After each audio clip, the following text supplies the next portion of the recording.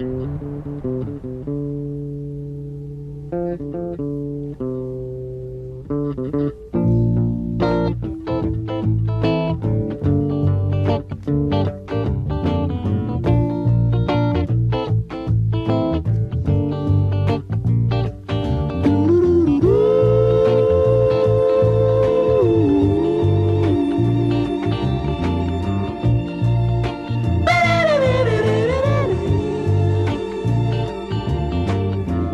I treat you right now?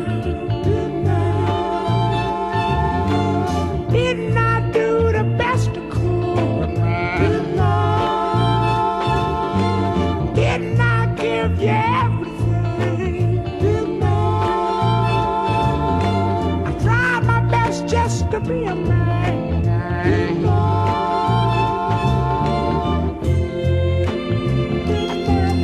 Hey, what's up? How you doing? Good. Didn't I do right? Why you wanna leave me, baby? You ever been here before? First time, my friend. It's Thank you awesome. for the invite, though. Yeah. It's cool. Were you raised here in Nashville? You always been around here? No, I'm born and bred in the Philadelphia area, just a small suburb outside of Philly. But we've been here for a little over 4 years now. You know, something in your backstory that I find fascinating about you, I think other people will as well, is that your background is actually in traditional finance. I handled, pretty sizable, what I would call individual and or small business accounts. When I decided to sell, it was because I'd had enough. I was kind of burnt out. It was time to make a change. I would say I sort of found my way back into cards more accidentally. Thank you, Al. Was it an easy transition for you, or was it painful to change your mentality going from a calculated investment approach to a more rudimentary market such as cards? It's funny. With what's happening now, it's almost identical to what I left. You're seeing more and more people, with a background like mine, or even like higher end executives or higher end entrepreneurs, who are entering the space in a big way with large sums of money. So they see it too. They see this opportunity and they see similarities that they can understand in a space that you can get really passionate about.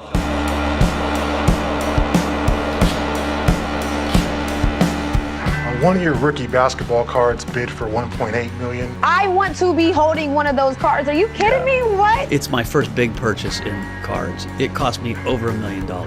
These aren't little increases. You're talking about 1,100%, 2,000%. Like, that's insanity. The thing that I think people are missing with Jordan is the uncomfortable demand of the 45 to 75-year-old high wealth. Mm-hmm. Yep. As I said to people, and not to mention a name, but if Mark Zuckerberg came to me and said, Ken, I want you to buy me 25 Jordans, I want Jordans. It doesn't matter to him what he pays. He wants the car.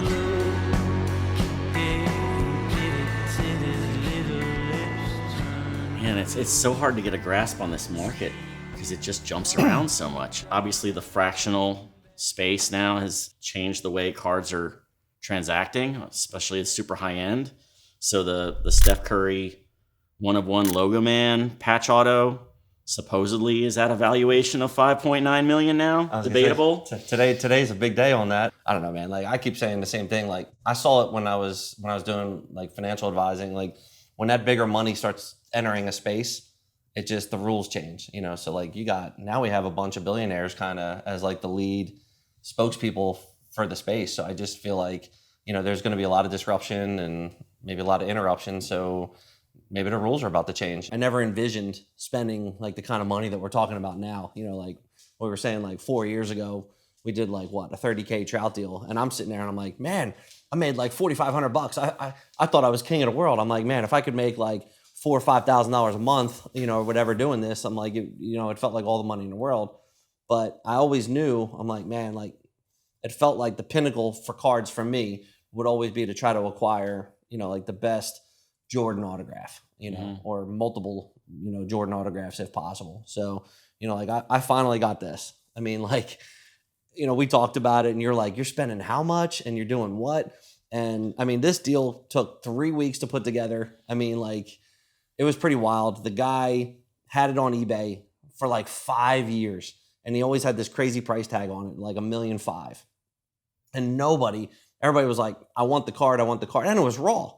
The cool thing about the super high end is that the only way to value some of this stuff is on a relative basis, right? Like I do the same thing. Like there's a lot of play in price because of that theory of relativity, right? Like there are no necessary market comps that you can say, well, it just sold for this, so it's worth this, right? There's play there. There's the discussion to be had. How do you value it? How do I value it? Right. Why?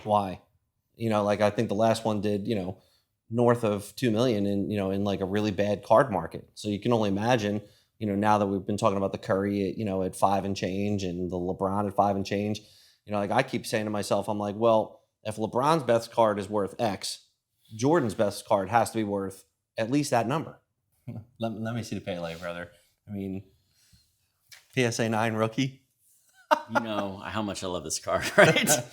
I remember when you started telling me about, that you were making the move to soccer. I mean, you were like, I think this is the play. Probably the next big thing. It's Pele's most popular rookie card, most well-known rookie card. Part of the reason it's probably so valuable, so desirable, all of that, is because at least it changes hands often enough that you can follow it, right? People are aware of it. This is not my favorite Pele card. My favorite Pele card is actually 1958 Americana, which I like because, first of all, it was issued in Brazil, okay, his home country. He's got the uni on too. And the crazy thing about Brazil soccer, and especially in the late 50s, they were stickers meant to be pasted into albums, right? They're on super thin paper, incredibly condition sensitive, and the vast majority of them ended up with glue on the back into an album. So how many surviving copies are there? Because it's basically coming out of a third world country. And how many of them are not damaged? So this one is much rarer than Alifa Boulanger. PSA to date has graded exactly 8 examples. Can I see that one a little closer? Only 4 of which are graded higher than a 1. Look at this. So of the 8 examples of the Americana, and I think that's actually a better photo. It's a younger Pele in his club kit. You got to be super psyched to own this. So this is actually the single highest graded example of the Americana. It's the world's most popular sport by a wide margin. Like the people on Instagram that have the highest number of followers are all soccer players, like Ronaldo, Messi, whatever. Ronaldo just broke the record, didn't he? With like some kind of he's number 1. 100, 200 million followers or something. But I started looking at it. I'm like, okay, soccer's starting to gain traction. ESPN is starting to pay attention, which matters. When they start telling you as a consumer, this sport matters, you start watching it. 100%. And I like the idea of having both. Like you feel like you're kind of controlling like the highest end of the Pele market. And it's a story that kind of needs to be told, like what this card is, why it's important. And then, as more people understand it, then they're like, wait, okay, how do I get one? And then there's only 8. I really thought like this one was going to be it, like in that I didn't need any more or want any more, but like I've been kind of. That's like a perpetual lie. Let's just say that there's been an uncovering and there might be an opportunity that might be too good to resist, and like you were saying, like, hey man, sometimes you got to overpay to get what you want. Well, I don't know if you're familiar with it or not, but like this is like the regular base card, and then they have the sticker for 86 Fleer. So Upper Deck, after Fleer went broke and Upper Deck bought all the assets, for the 20-year anniversary of this card, they put out a Fleer product, 06 Fleer. And in that product, they went to every single player from the original set and had them sign. So like there's actual... So you can complete an 86 Fleer autograph set that was issued in packs in 2006. Yes. What actually exists is every single player from that set signed to a certain number. And then it became like a pack. What's the number? So each player's number is different. Now, of course, Jordan always signed to his jersey number to 23. So very, very, very few people know that this exists. So I'm sitting there and I'm like, man, like, I'm just some random dude, like chilling in Middle Tennessee, being like, hey man, maybe I could put together Jordan's 2 best autos. When word gets out that there's only 23 pack issued, Right. Fleer 86 rookies that Jordan signed. Right. Name your own price. Because the stuff that we're talking about, it's not going to be on eBay tomorrow. No. You know, it's like you see this, you might not see it again for a year or 2 years or 3 years. If you pass on it today, even if you're overpaying 25% to get it today, what's it going to cost in a year? Right. I completely agree. And that's why I was saying, like, with the Jordan, I was like, if I don't get it now, it's not going to happen.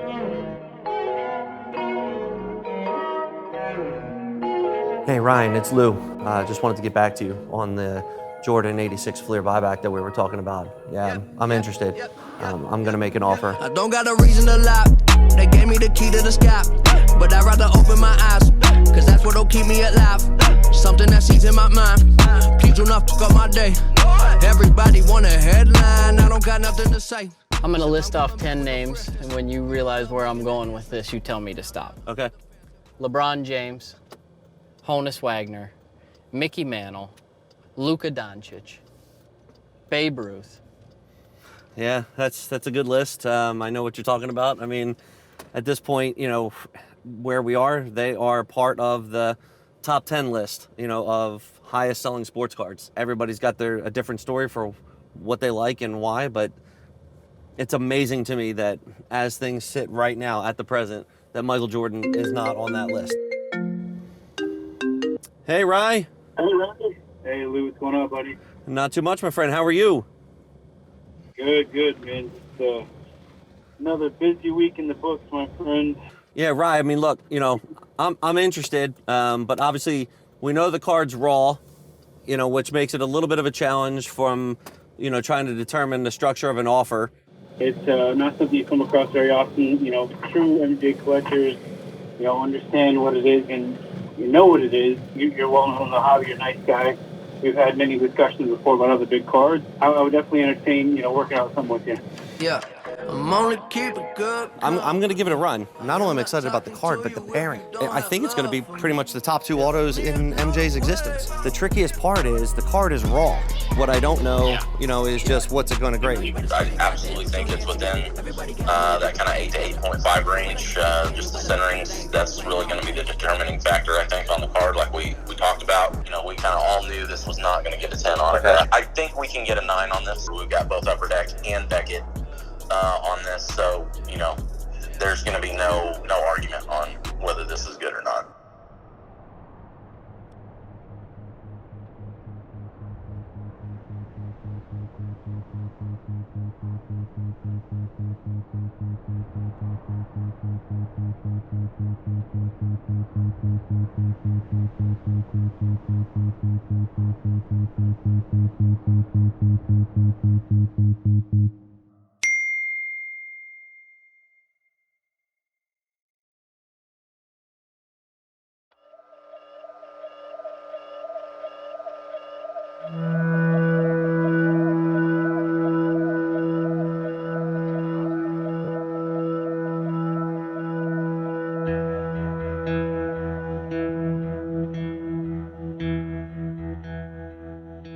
I appreciate you taking an interest in the journey. I mean, I'm like just kind of speechless. I mean, there's been cards that you've acquired over a period of time, you know, that you really enjoy the hunt and you go get it. But I don't think I've ever had like 2 at the same time that are this scarce, you know, for, you know, in my opinion, the greatest athlete and sports guy ever.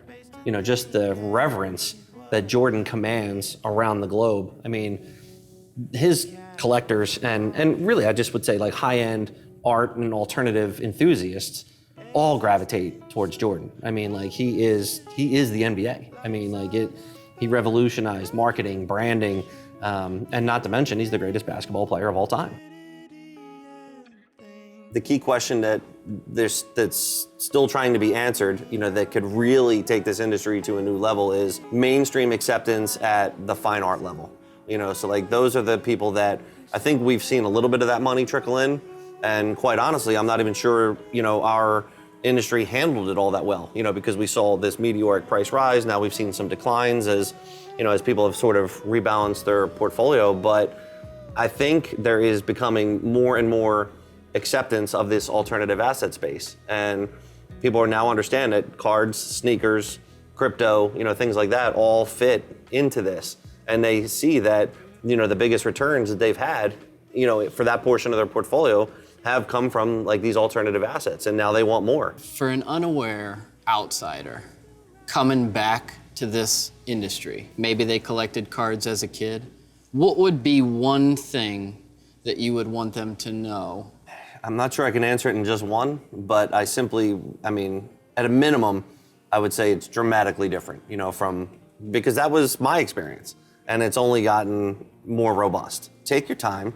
I think just like anything else, like research what it is that you want to do. And then I really feel that, kind of collect what you love, and the results will follow. People will enjoy the hobby so much more if they're collecting what they love as opposed to like chasing all the trends and fads, because that can be overwhelming.